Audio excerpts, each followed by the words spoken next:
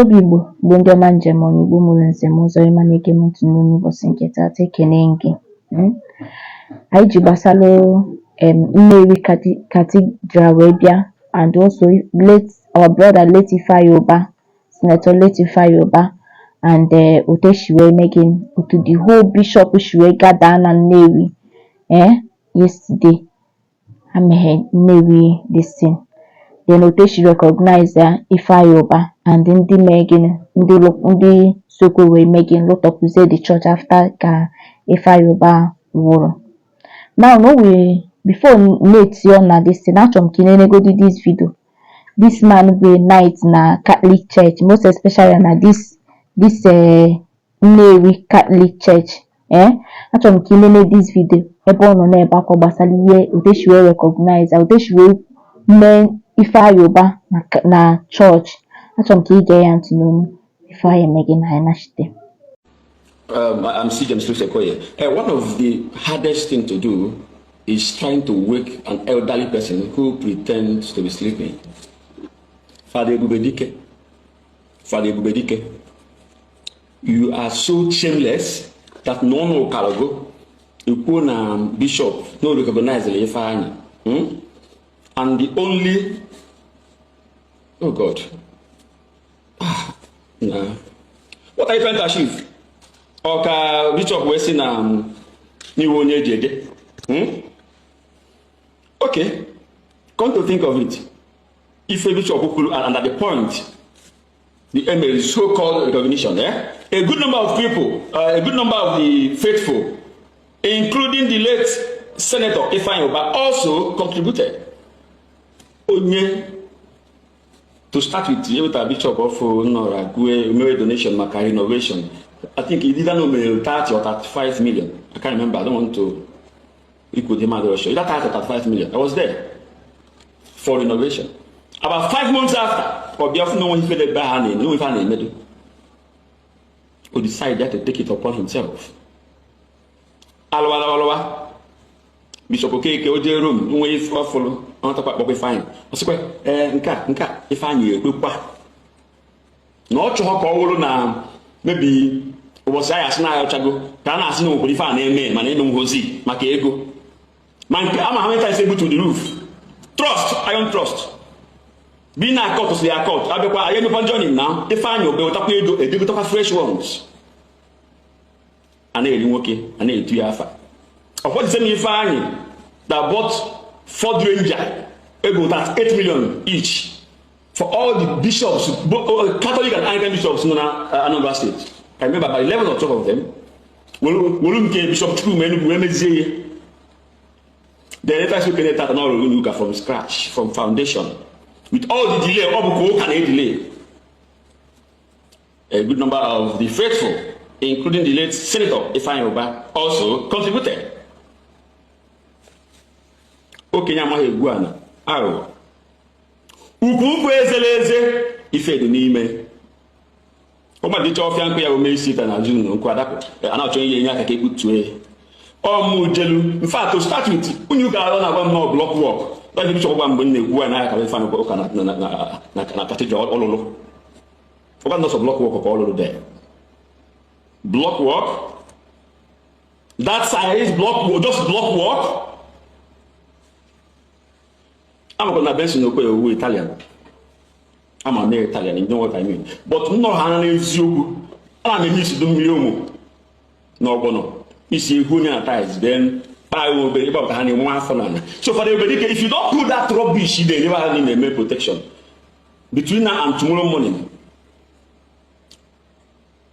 A poor me fair Munkucha and the footballer say there. Munkuchaya. The man who you female today will just or Ifeanyi Ubah name because no remember the history. Or since Ifeanyi Ubah, the pussy or the jamming about the general treatment, the situation is the worst. I watch the user. Should no problem with Alpha. No kata. That two young. I come with now what Jay Bonnie and the best treatment on the before you have, but that's Ifeanyi Ubah. icon onye akwụrụ ụgwọ akwa niile ndị bishọp yi akọrịa aka onye nwanụ gba ticket all the bishops akọrịa aka onye nwanụ bishop Okonkwo United Air wee upgrade all the ticket agbalị to business class akọrịa aka. Then for onye lụrụ the cathedral from beginning to end nke ya bụrụ late Senator Ifeanyi Ubah also contributed. May you receive that in your own days. Yeah, you may me from my child. This is the kind of we are in. That's my prayer for you. About the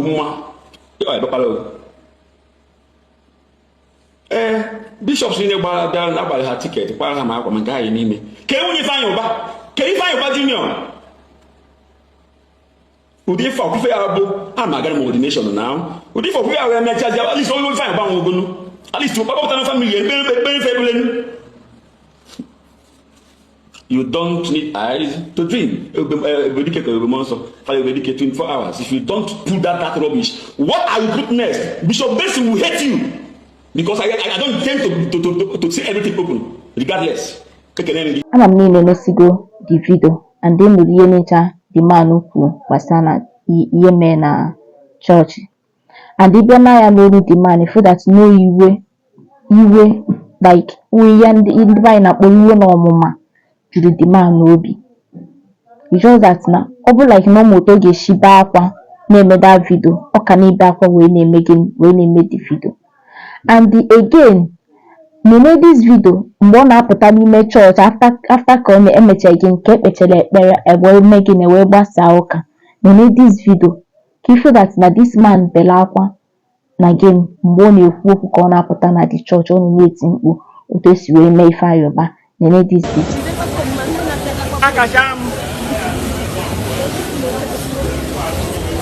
Ifeanyi Ubah ndo akasham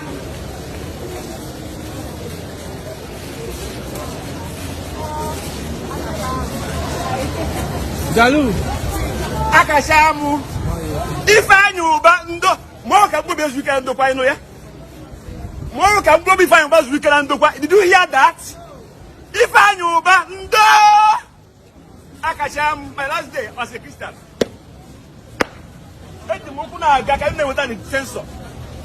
my last day as Christian is today. Ifeanyi Ubah ndo kada Nnewi na do do kwa ka so do ku na eku ifojo Ifeanyi Ubah ndo akasham you must just go with fast. Don't even get to me. Don't move by Ifeanyi Ubah ndo akasham. Last day as a Christian.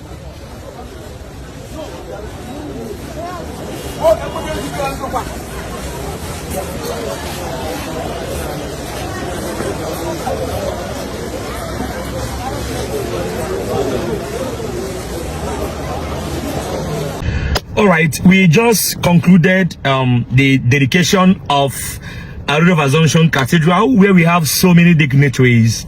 We have the Prince of the Church, Cardinal Rinza, in attendance, who was the president of the Eucharistic celebration. We had two nuncios to Czech Republic, our brother Judo Kolo, and Archbishop Francis Crotty, the nuncio to Nigeria, and several other archbishops and bishops. So, when the mass was going on, when the mass was always dismissing, there was this video that went viral. People started seeing the videos, and there were so many commentaries running around everywhere. So if you've not seen the video, please watch this video on your screen.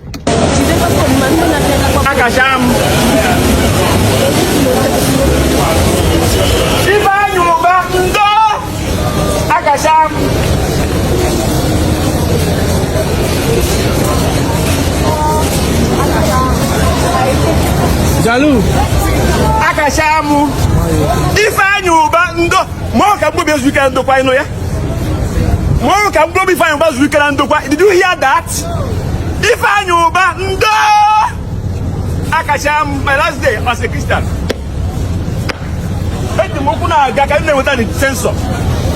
My last day as Christian is today. Ifeanyi Ubah ndo kada Nnewi na do n'okwu a kazi n'okwu na-ekwu ife ọjọọ wụ ife ọjọọ ife anyị ụba ndo akacha just go with fast. Don't even get to them. Don't move my if I know, but Akasham, last day as a Christian.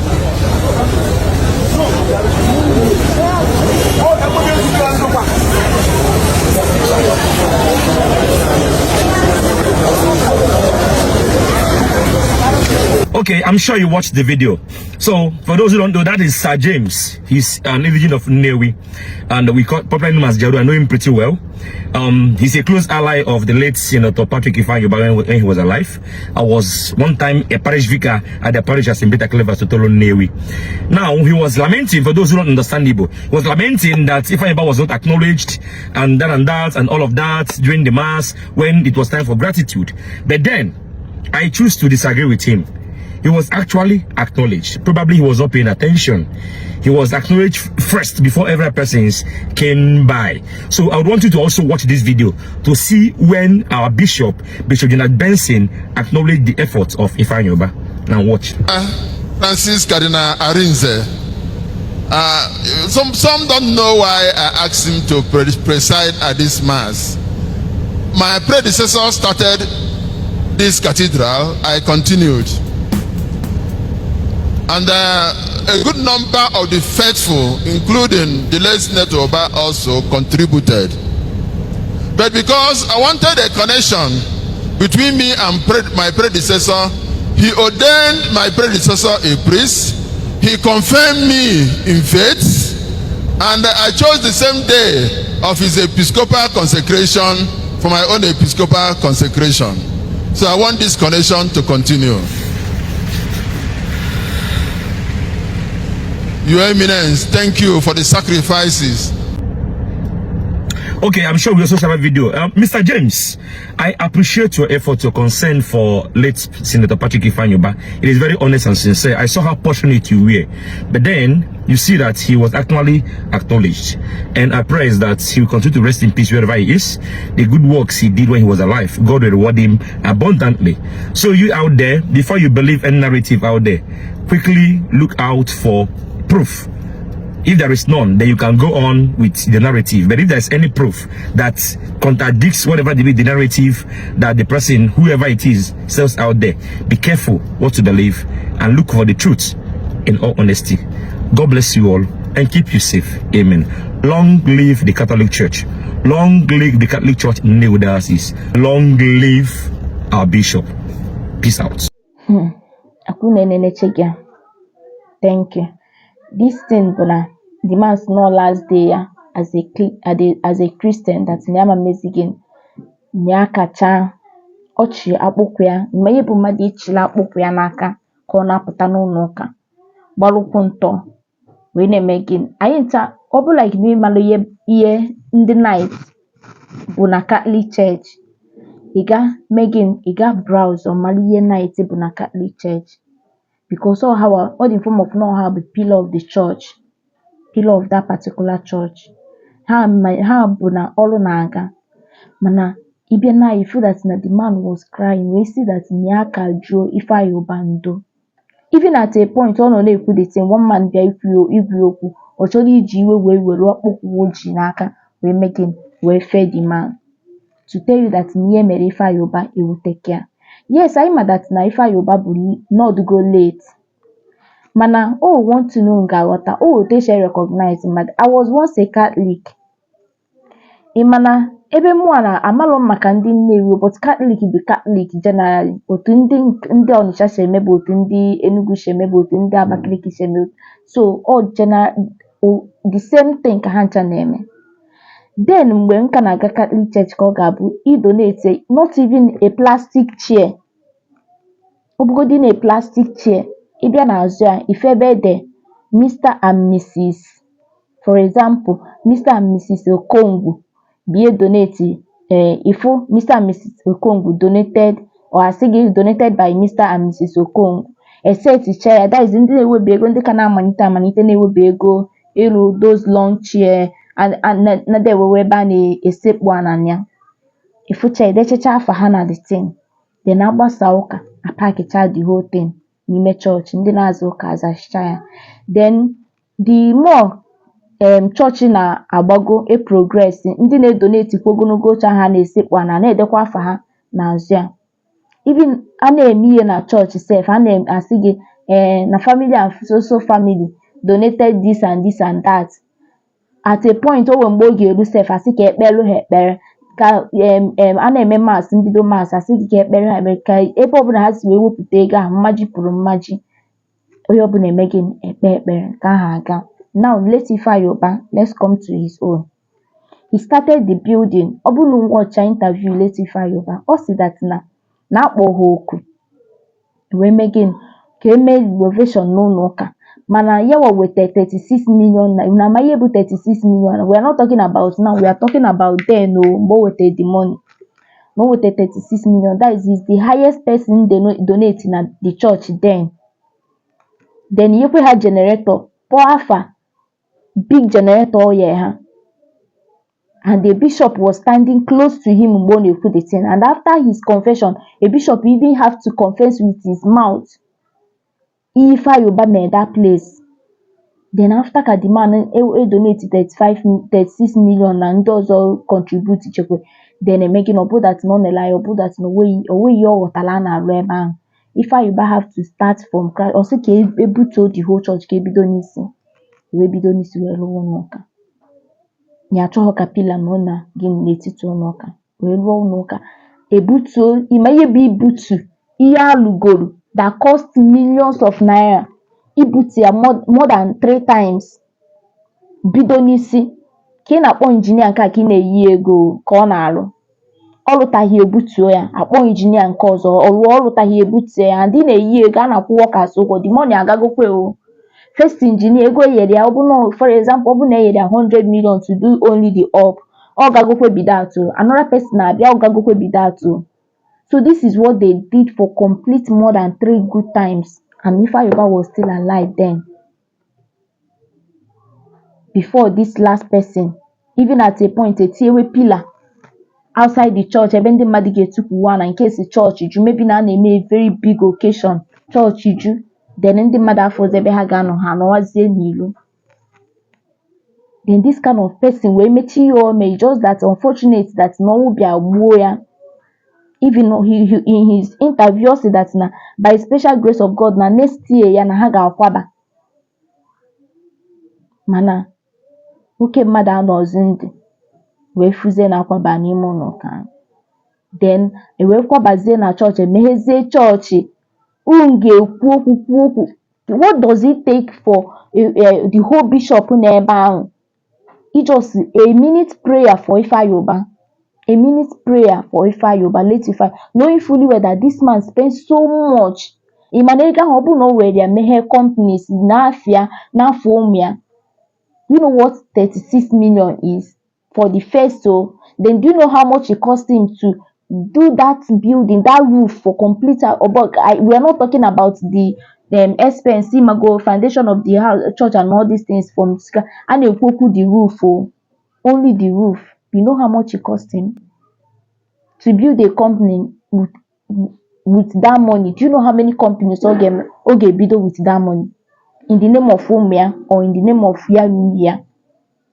But this man was doing it, but you cannot, not even a minute prayer for Ifeanyi, you cannot even recognize him well. Then they do really have the guts even on social media. Oh, we notice the basalo this priest in our social media. Oga Beni Palalam he post Sophie.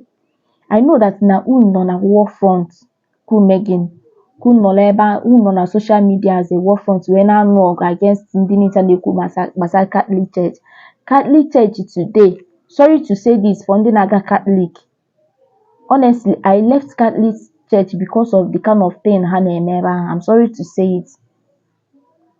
They are just after money. They don't care about. Once you're a Catholic, you know, na church. Open first time you give your Catholic. Na maybe a parish like this. Maybe you just see from Anambra. You might go see the kije base Enugu. Then you wait for one Catholic in again. So see the Catholic and do to knows na Anambra now. I'm using it as an example. Then first time you will donate 10 million. I'm using this as the 10 million is even much. 5 million. You donate say first time no ka. You will see obukwa anonymous just afọ gị akpọrọ afa gị.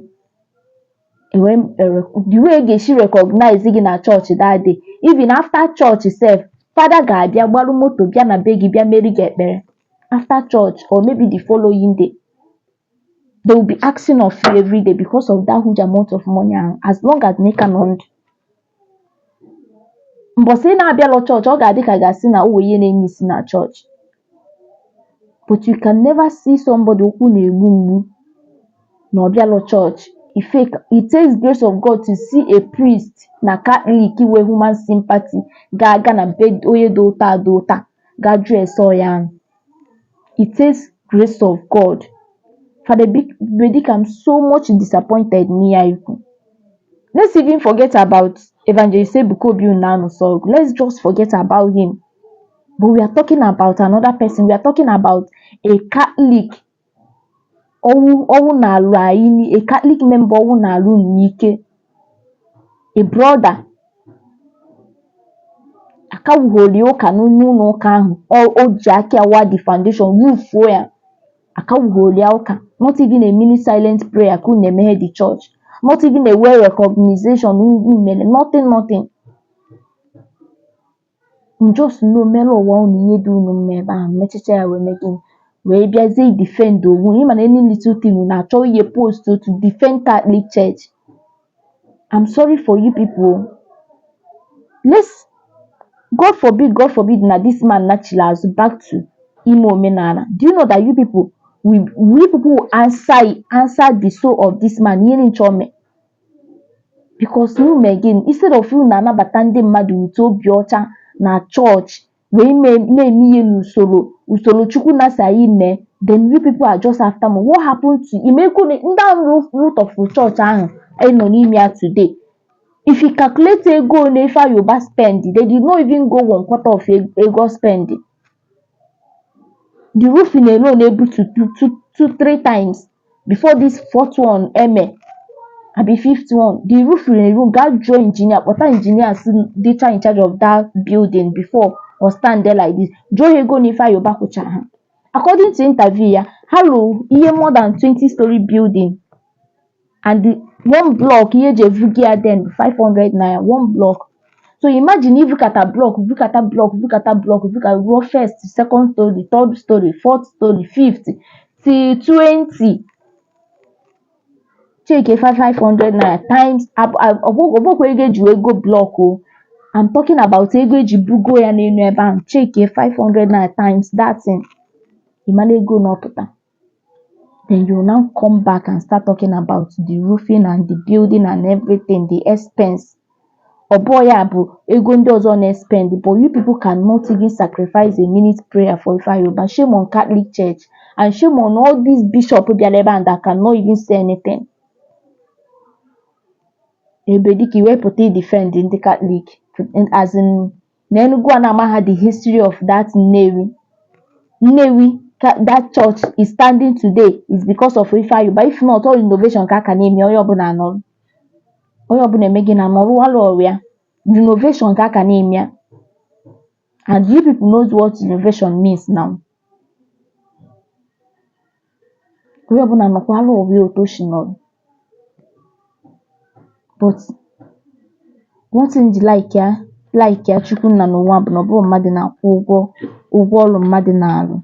And nke onye mete o jiri isi ya buru. Ebedika, if you like now you have platform on Facebook that you're a reverend father that nobody can talk to you or whatever. My brother, can what you know nothing. You are just a priest of yesterday. Sorry to say this. You are just a priest of yesterday that don't know the history of that church. I might not know.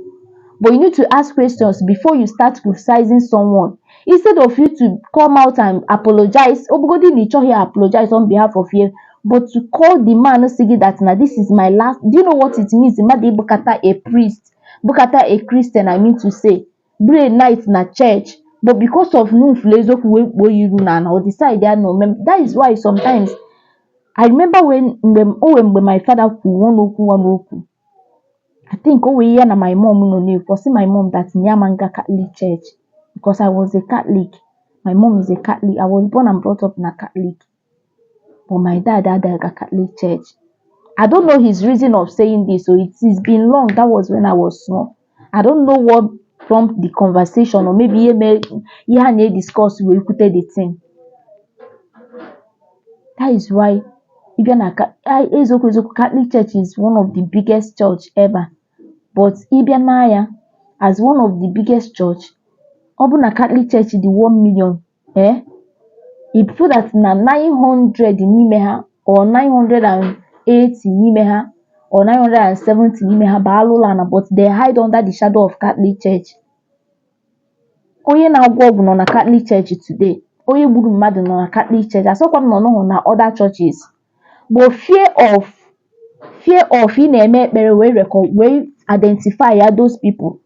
That is in the church also identify. That is why they are hiding under Catholic. Fear of that in Menahada Gaumiye, for example, dunamis, all this this big all this Pentecostal church. Hada again. Hana hide under Catholic. But a priest ibia they defend the other, they defend the Iyalulana Hame. Iyalulana. Onye kwuru okwu ịmakwa ihe be record ọ just na-ekwu okwu cheap wey Yoruba along the talk. Who bụ ibine welu mic a minute prayer for late Yoruba, who you, if possible, you can even give the history of Yoruba men at church is even important. That if not Yoruba contribution at this church will not stand today. That is what recognize the Madina church means. This church will not stand today. You give a little history of as long as you from 500 to know, but give away summarize the history of Yoruba na that contribution at the church. You people could not do it. That's just a cheap way in along the talk. If you seem that they recognize that, shame on you, Ebubedike. Shame on you as a priest. That is why you remain like this. You never grow. Because all your platform, where you name, well, again, Father Kevin, all these people now have social media priests, on a befu hanofu, na be defend you something normally on there. Shame on you people. Father Kevin, I don't blame all of you, Father Ebubedike. I don't blame all of you because where you ma, unamaha what it means to hustle. Unamaha what it means to you know just to stay wound can na. And you hardly see a priest as singing a doctor called Mono. You hardly that mutually travel, not outside country, Bioga Babeta, a weche Yahana as a priest. Atahamun every Sunday, Buterun, a gen a lolu no nebun gano, na the comfortable. Then in the mamma the never he had gay, never call her. Abia Sebulana. Welu akwa na respect kwe nwa 20 nwa o weke obulu nwa 25 years o Sebula na eye unu dika orange woman that na this woman can sell and use the money and feed herself o welo ko ha inali adi orange tie na aba. Shame on you people. As a Catholic, shame on you all. Oya can say can go tell you ye metere gin ojiri si aburu. Not even if Yoruba wife is even there, not even the children, even if Yoruba is not even around, at least unemego di and recognize go the man. Let it be that no made if Yoruba wife invite, then assume that I won't make it because of important no which I'm a because of important no name make you pay but to na bogodafia dia. About that nefa Yoruba would then we say okay, let them start from maybe Mpahabido. If that na this thing will not end, if that na ga after the haniru no kasef. I know that so many of you did not know this man. These children that is standing here, they are late Ifa Yoruba's children, and the Ifa Yoruba Ojiwe Megin, Ojiwe lokata, mana unfortunately we hezika one night working nolo. Then we are surprised in Bomu Hajiwe Bia meet I say Kemi ana ka ha take over ebe mpaha kwụsa kọọlụ nụ ha aka ka Chukwu na gozie ha ka ihe mpaha mean silent prayer. Who mewuri Catholic Church? I know you people. I know you people, it's just all about money. Catholic, when it comes to Catholic, it's all about money. You people don't give a dime. Jiri 200 na Catholic Church as ogwiji. Iwo ini onwe gị or family member ga-enye gị. Amaghịzi m otu ha si eme ya nkịta anụ ahụ because o tere aka ha fụ ha. But then ijiri 200 as no ụgwọ iji na church. Ewu ha na ozi gị spirit gị bụ ihe ga-apụta gbuo ini gị enye gị. Or ndị omenala bịa na ego, maybe family members enye gị. A priest will not come and pray for you. They are doing it before. I don't know about now because I don't make prognosis in what they are doing. What they are doing, I didn't please him at all. That's why I left. I'm not trying to criticize the Catholic Church or maybe to talk down on them. No. But let's call a spade a spade. What you people did to Fayoba is not good.